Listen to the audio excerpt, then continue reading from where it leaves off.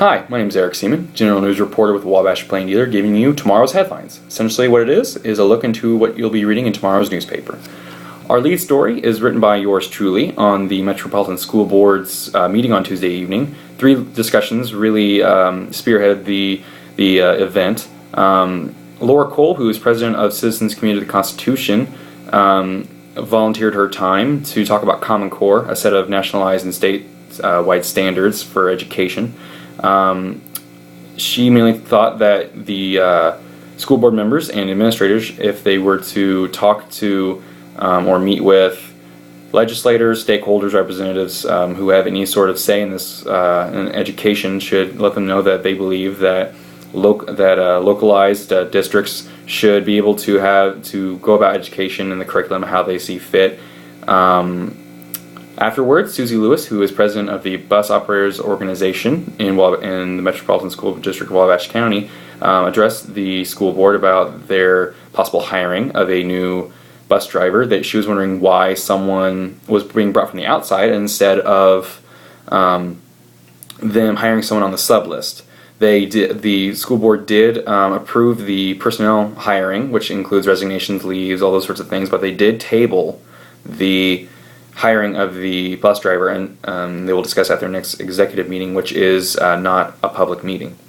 They also talked about the acceptance and employment, the acceptance of a grant and the employment of a student resource officer through that $2,500 grant. The school must match that with their general funds.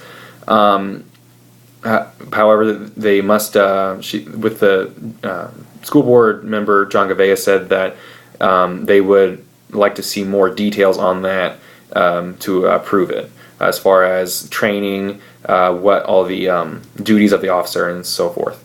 Centerpiece story, again, is written by yours truly. It's about the Wabash Middle School's mini makeover, which took place on Tuesday afternoon from 3 to 5:30 in the school's library. It's the 7th time that Natalie Unger, who is a 6th grade teacher, has put on the event. Essentially what it will do is it gives girls it rewards them for their time, but also helps instill confidence and helps them build relationships with their peers and also their teachers and women of the community. The big thing was that they also had a social media talk where they talked about how to stay safe on the internet, with considering social media is reaching the lower ages.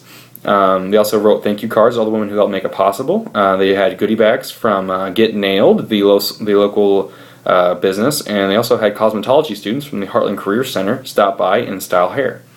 The next story, written by editor Joe Slation, is about the United Fund. According to the Wabash County United Fund Executive Director Steve Johnson, they are currently at 60% of their $300,000 goal.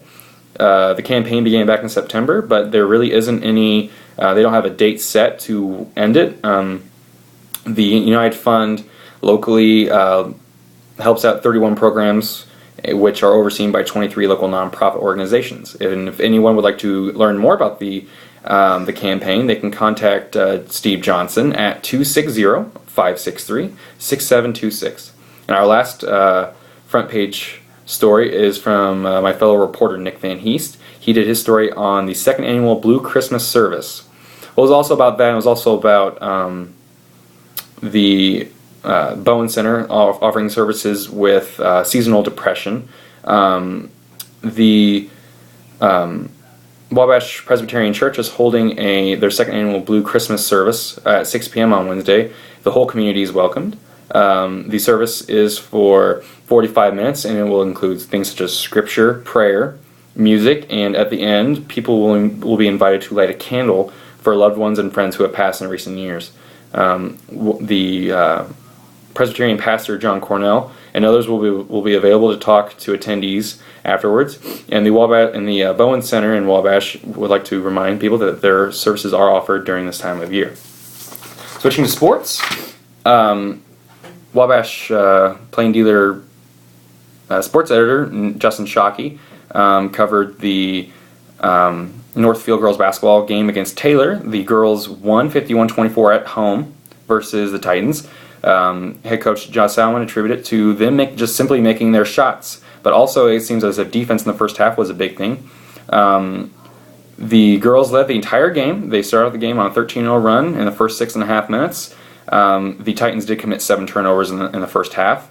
The girls are now above 500 for the first. They're above 500. They're now 4-3 with 2 straight wins. They beat Manchester in their previous game.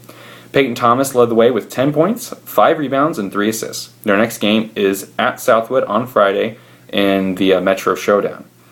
Next up is let's see, the number 8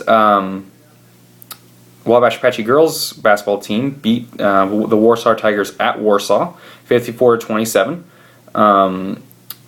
Warsaw did not score a single field goal until a jump shot with about 2 minutes left in the first half. The Apaches were up 28-9 at halftime, mostly from free throws. And then the Apache girls outscored the Tigers 21-10 in the third and 14-8 in the fourth quarter, and they are now 7-1. Let's see what else. Claire Cromer was 6 of 11 from the field and 4 of 7 from behind the arc, and she scored 19 points. Their next game is at home against undefeated Rochester on Saturday.